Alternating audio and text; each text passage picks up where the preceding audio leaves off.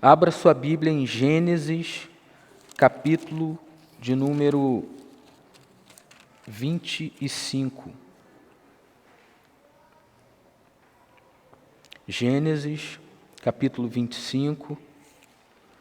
Nós vamos ler os versículos 19, 20 e 21. Gênesis, capítulo 25. Vamos retomar aí o nosso momento de reflexão a respeito dos heróis da fé. Gênesis 25, versículo 19. Todo mundo achou?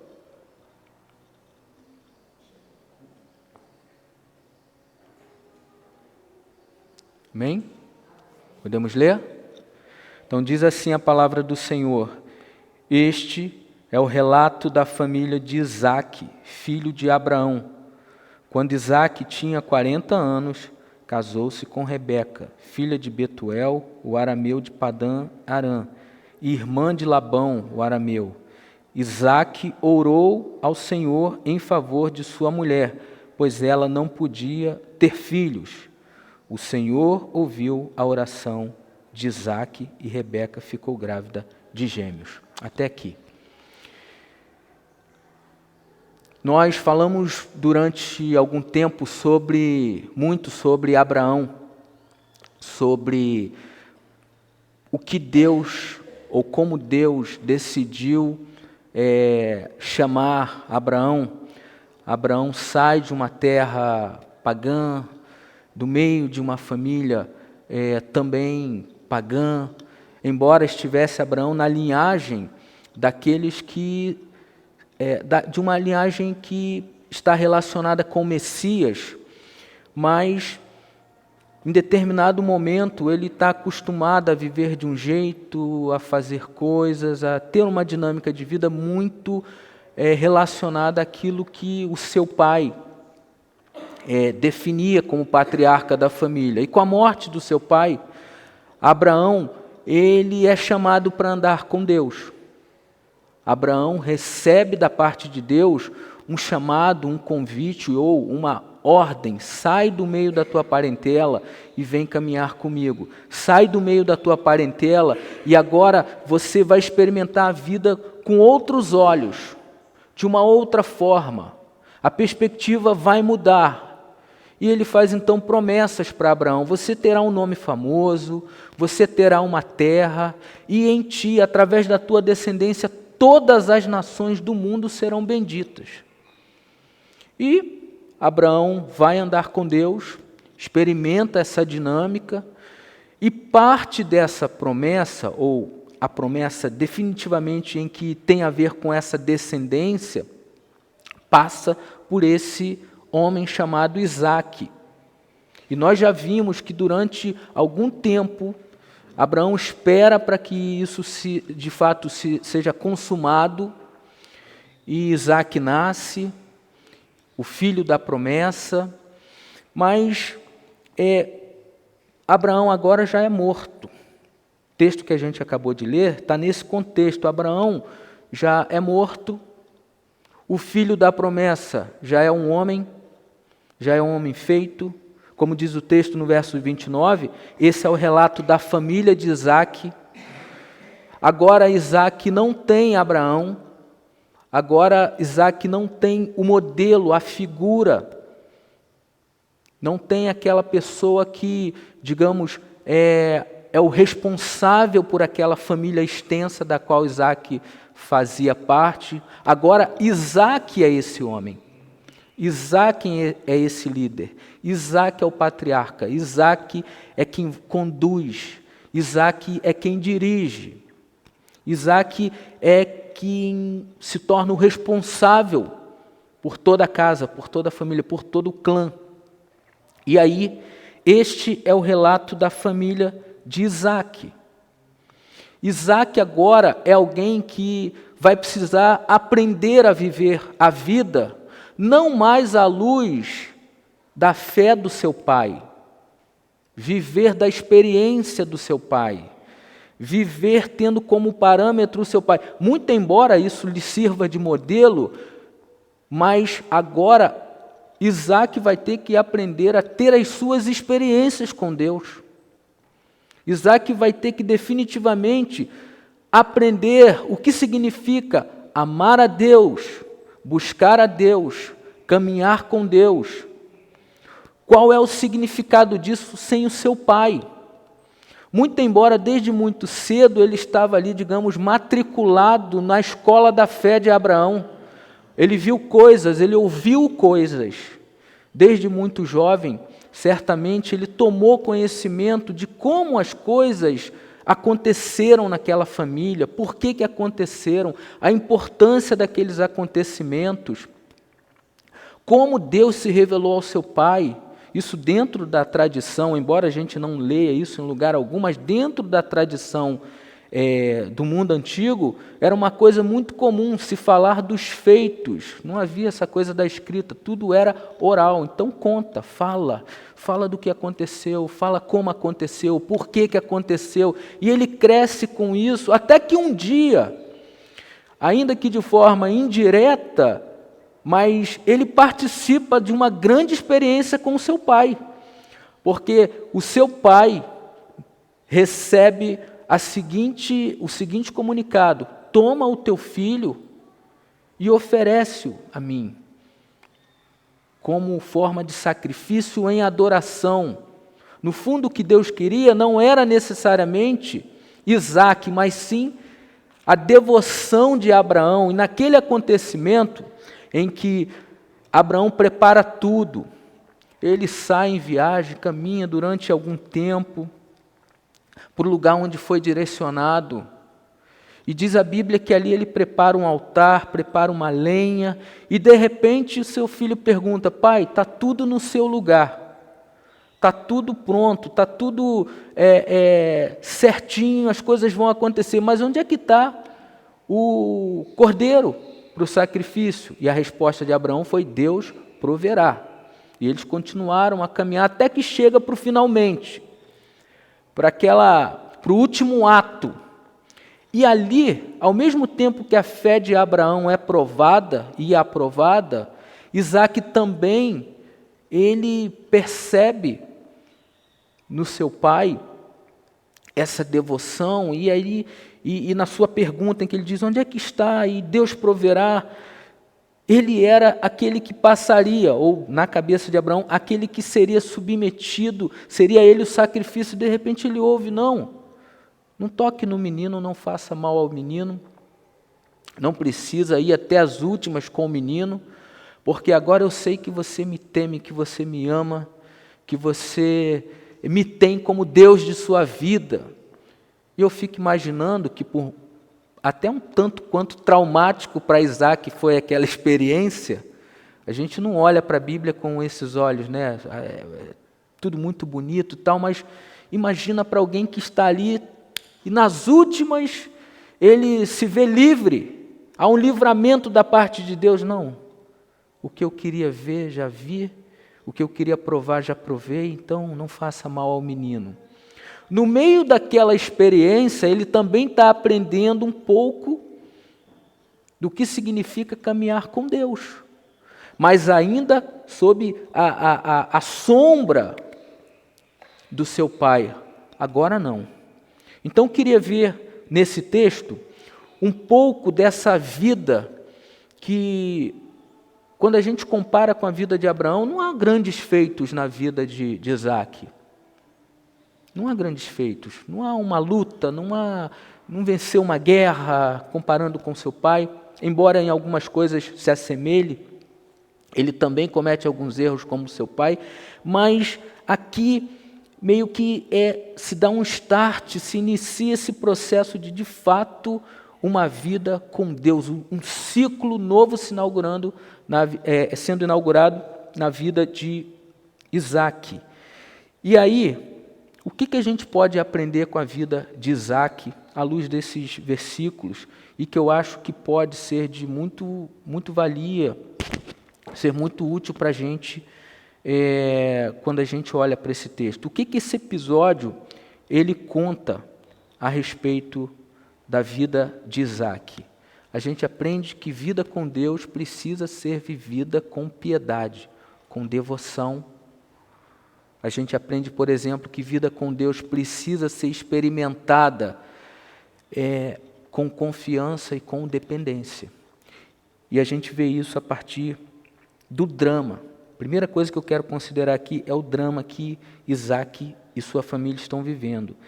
Verso 19, esse é o relato da família de Isaac, filho de Abraão. Quando Isaac tinha 40 anos, casou-se com Rebeca, filha de Betuel, o arameu. E diz o texto aí, verso 20, versículo de número 21. Isaac orou ao Senhor em favor de sua mulher, pois ela não podia ter filhos. Está aqui Isaac diante de uma questão semelhante àquela enfrentada pelos seus pais. Sara não podia ter filhos. Sara não podia garantir a descendência. Quando Sara e Abraão se enxergam naquela situação de que tinham a promessa de Deus, de que a partir deles, a partir da casa deles, o mundo seria abençoado, eles se enxergam como gente que estão impossibilitados de garantir isso, porque ela é estéril, porque ela não pode ter filhos. E como eu já disse em momento anterior, isso era um grande problema naquele contexto, porque uma mulher sem dar filhos era uma mulher desonrada, era uma mulher que aquele contexto remetia a uma ideia de vergonha. Essa mulher, ela não tem grande valor. E vocês se lembram qual foi a saída que eles encontraram naquele primeiro momento? Que, aliás, tem muito a ver com o que está acontecendo no nosso momento. Eles se precipitam, o pessoal gosta muito de falar, mas Sara tal, como se apenas ela fosse culpada. Não, ela pensa e ele assimila, ele acolhe o plano dela. Está aqui, usa um hábito comum naquela cultura, entrega a sua escrava a Abraão, Abraão tem um filho com ela, e esse é o jeito que a gente dá, então, para que as coisas aconteçam dentro dos propósitos de Deus. Foi assim que eles pensaram. Mas interessante que nesse texto, a saída, a solução, o caminho que Isaac encontra não é de dar jeito com suas próprias mãos. Olha o que o texto diz. Isaac orou em favor de sua mulher. Isaac colocou as suas causas, o drama da sua família, aquilo que significava para ele um problema, aquilo que de alguma maneira poderia comprometer a sua vida e, consequentemente, o seu papel dentro do plano de Deus. Ele tenta resolver a coisa num jeitinho? Não. Ele coloca aquilo diante do Senhor. Isaac orou ao Senhor em favor da sua mulher. É a primeira coisa, então, que Isaac faz. E o interessante é o que está por detrás dessa oração. Não é uma oração que quer colocar simplesmente os seus anseios. Por exemplo, o desejo de ser pai. Muito embora fosse isso legítimo, isso estava no coração deles, residia no coração deles. Sem dúvida alguma, a gente está falando de uma ideia legítima. Mas o que move Isaac na direção do Senhor em oração é algo muito maior. É o fato de saber que há uma promessa que foi feita ao seu pai, e que envolve a vida dele, que tem ele como um agente, digamos, principal ali dentro desse contexto. E ele então ora: Senhor, cura o ventre da minha amada. Senhor, intervém nessa causa. Estende tua mão bondosa sobre a minha casa, sobre a minha família. Abre o ventre da minha esposa. Ele sabia de tudo que havia sido prometida ao pai, e o pai passa toda a história para o filho. Ele sabia do que envolvia todo aquele processo, e porque ele sabia de tudo isso, ele diz: Senhor, a oração de Isaque, o que move ele a se colocar diante do Senhor são as promessas de Deus. Senhor, cura a minha esposa, para que eu veja os teus propósitos se cumprindo em minha vida, na minha casa e a partir da minha casa. Não é uma oração simplesmente para satisfazer o capricho de Isaque. Não é isso. Pelo contrário, o que move esse homem a se colocar, a se derramar diante do seu Deus, é a promessa de Deus. Senhor, se o Senhor prometeu, se o Senhor disse que através da minha família, se o Senhor disse isso ao meu pai, se isso tem a ver com a minha vida, Senhor, eu te peço que o Senhor cure, que o Senhor transforme, que o Senhor mude a sorte da minha casa, que o Senhor mude a sorte da minha esposa. E diz então o versículo de número 21, a segunda parte dele: o Senhor ouviu a oração de Isaque. O Senhor respondeu à oração de Isaque. O Senhor deu ouvidos. O Senhor não foi indiferente à voz do seu servo. Ele ouve a sua oração. E por que ele ouve a sua oração? Porque a oração de Isaque, antes de tudo, é uma oração que está alinhada com o propósito que Deus tinha para a sua vida. E é isso que a gente precisa também aprender com Isaque. Nem sempre as nossas orações estão alinhadas com os propósitos de Deus. É ou não é? Ou só eu que passo por isso às vezes? Nem sempre. Às vezes é uma oração egoísta.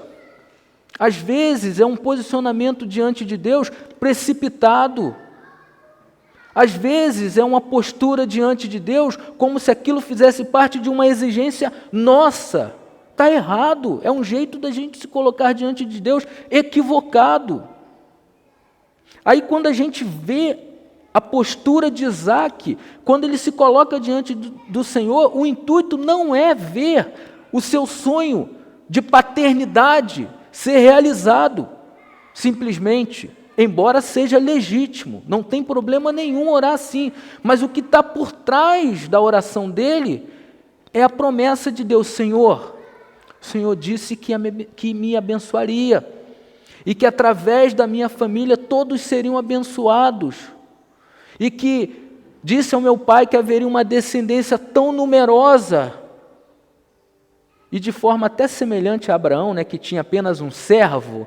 Abraão olha para aquilo, só tem um servo, e aqui Isaque olha para a sua vida, só tem eu, somente eu. De maneira que eu não posso olhar para mim e enxergar aqui uma descendência numerosa.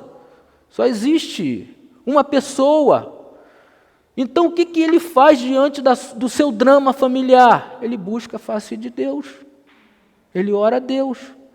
E isso me ensina, então, apesar da história de Isaque não ter grandes feitos, a gente não perceber, você vai perceber que não existem muitas informações, feitos extraordinários. Mas ele é alguém que se coloca diante de Deus para resolver as questões que dizem respeito à sua existência. E é isso que eu e você devemos fazer e aprender com Isaque. Diante das nossas dificuldades, por mais legítimo que seja o seu desejo, por mais legítimo que sejam os seus sonhos, por mais que você realmente planeje e coloque isso diante do Senhor em oração, nunca perca de vista o que de fato deve fazer parte dessa oração. Antes de tudo, ore para que os planos de Deus sejam feitos em sua vida. Antes de tudo, se perceba como alguém que foi chamado por Deus e que Deus tem algo a fazer no mundo através da sua vida. Quase nunca a gente pensa assim. Quase nunca a gente organiza a nossa vida assim. Quase nunca. São raros os momentos em que as pessoas olham para si e dizem: Senhor, usa-me como o Senhor deseja. Eu oro para que o Senhor me ajude a ser tudo aquilo que o Senhor quer que eu seja. É quase que raro, porque tem sido difundido em nossos dias uma ideia de que Deus é como se fosse um chefe de um almoxarifado, em que Ele existe apenas para satisfazer os desejos dos homens. Preciso disso, eu quero aquilo, preciso daquilo outro. Então Ele está lá o tempo todo, dando baixa lá no sistema dele: atendi isso, está faltando aquilo, está pendente aquilo outro. E as pessoas, quando na verdade nós deveríamos estar diante do Senhor dizendo: Senhor, me usa. Eu sei que eu tenho esse drama, eu sei que eu tenho essa questão, eu sei que a minha família tem essa questão, eu sei que na minha igreja existem essas dificuldades, mas Senhor, eu gostaria de orar a Ti pedindo que o Senhor faça por nós, faça por mim aquilo que está fora do meu alcance. Essa é a oração de Isaac. É assim que ele ora. Isaac orou ao Senhor em favor da sua mulher. Ela não podia ter filhos. E o Senhor ouviu a oração de Isaac. Rebeca ficou grávida de gêmeos.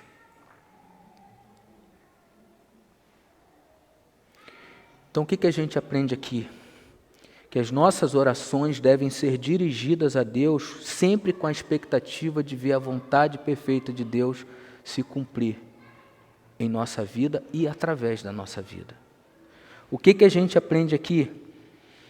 Que toda oração deve ser feita, antes de tudo, com a perspectiva de ver Deus sendo honrado, glorificado, através daquilo que a gente está pedindo, através daquilo que a gente está desejando. Isso precisa estar alinhado com Deus. Por que será que tantas orações não é que não sejam ouvidas, mas não respondidas conforme você deseja? Muito provavelmente porque aquilo não está alinhado com o querer e o efetuar de Deus, com a vontade soberana de Deus. Muito provavelmente. Quando eu olho, por exemplo, para a oração de Isaac e por esse viés de que ele está orando, movido pelas promessas de Deus, eu consigo ler a oração do Pai Nosso. Lembra como é que ela começa? Pai nosso que está no céu, santificado seja o teu nome, seja feita a tua vontade. É isso que ele está pedindo: Senhor, eu estou orando para que a tua vontade seja feita em minha casa. Foi o Senhor quem disse que faria. Eu estou orando para que os meus olhos possam não somente ver, contemplar, mas enxergar o teu mover através da minha vida, através da minha casa no mundo. Que a tua vontade perfeita que está no céu seja feita na terra. Essa é a oração de Isaac. E o texto diz então que o Senhor ouviu a oração de Isaac. E Rebeca ficou grávida, e ficou grávida de gêmeos. Então, queridos, quais são os seus dramas? Quais são as suas dificuldades? Quais são as impossibilidades existentes em sua vida? Quais são as dificuldades que, quando você se pega, você se percebe dizendo: não será possível. Vai ser difícil demais para mim ter que lidar com essa questão. Quais são? Você precisa lembrar que diante de você há alguém que inclina os ouvidos o tempo todo para ouvir você dizer para ele: é isso. Mas você também precisa aprender que aquilo que você diz para o Senhor, que você pede para o Senhor, que você coloca diante do Senhor, tem que estar no centro da vontade do Senhor. Isso vai fazer você viver menos frustrado. Isso vai fazer com que você viva menos decepcionado com uma realidade difícil. Isso vai fazer com que você olhe para a realidade difícil e diga: eu não posso, mas o Senhor prometeu. E se Ele prometeu, Ele vai conseguir levar isso até o fim. O que a gente precisa aprender é estar alinhado com a vontade de Deus. Tem gente que fica o tempo todo passando, quero saber qual é a vontade de Deus para a minha vida. Aí compra livro, compra a Bíblia com letra pequena, letra grande, porque na pequena ele ainda não descobriu qual é a vontade. E fica, e vai, e vai, e vai. A vontade do Senhor é essa, que estejamos diante dEle, olhando a vida, enxergando a nossa vida, sob a perspectiva dEle, que é sempre a de abençoar. O que Isaac está dizendo? Senhor, eu oro para que o Senhor cure, para que a gente possa ser bênção, do jeito que o Senhor disse, do jeito que o Senhor prometeu. A gente precisa ser convencido disso. A gente precisa ter essas experiências com o Senhor. Ele não tem mais o seu pai. Ele não tem mais alguém que, de alguma forma, o acolha, seja para ele o suporte. Agora ele é o suporte. Em que sentido? Ele ora. Ele se coloca diante do Senhor. Ele estende a mão sobre a sua esposa. E aqui uma dica, para as nossas vidas enquanto homens e mulheres que vivem em família. Diante das nossas dificuldades, a melhor coisa que a gente pode fazer é estender as mãos um para o outro, dizendo: eu te abençoo, Senhor, faz a tua vontade aqui nesse lugar, faz a tua vontade na minha casa, abençoa o meu filho, abençoa a minha esposa, abençoa o meu esposo, os meus entes queridos, abençoa os meus amigos. Esse é o princípio que norteia a vida de Isaac. Mais à frente a gente vai ver que isso é tão sério que ele entra para a galeria dos heróis da fé como alguém que abençoou os seus filhos, o futuro dos seus filhos. Então é isso. O que de melhor eu e você podemos fazer diante dos nossos dramas? Orar ao Senhor, buscar a face do Senhor e dizer para o Senhor: Senhor, ouve a minha oração. E por que devemos fazer isso? Com que convicção? Qual é o fundamento? Ele ouve e ele responde tudo aquilo que está dentro dos seus propósitos. Então a oração de Isaac, a gente aprende aqui que quando estivermos com a oração dele, a gente aprende que quando estivermos diante do Senhor em oração, antes de qualquer coisa, antes de pedir algo que ainda que seja legítimo para a nossa vida, a gente deve colocar diante do Senhor e pedir que se realize aquilo que Ele acha que é melhor para a nossa vida. Aquilo que é bom para as nossas vidas, aquilo que está dentro do seu plano eterno. Amém? Então eu convido a você a refletir sobre aquilo que você não consegue dar conta sozinho hoje, aquilo que se apresenta para você como um problema, como era um problema para Isaac e para sua esposa. Isso não é problema para Deus. O nosso grande problema é entender que nós devemos estar, uma vez que temos dificuldades, diante dele o tempo todo, daquele que pode sarar, que pode curar, que pode transformar, que pode mudar a sorte de cada um, que pode transformar a vida de cada um. O que nos resta fazer é orar ao Senhor, é suplicar ao Senhor, porque aqui a gente aprende que Isaac orou e a oração de Isaac foi respondida. Por que a minha e a sua oração não podem ser respondidas também? Por que os nossos pedidos colocados diante do Senhor não serão respondidos? Deus ouve, Deus responde, Deus corresponde. Só Ele tem poder para realizar aquilo que está longe do nosso alcance, da nossa capacidade de fazer. Então, se coloque diante do Senhor, sempre com essa perspectiva. Eu oro para que os propósitos eternos de Deus se cumpram em mim, através de mim, através da minha casa para a glória do Senhor. Amém?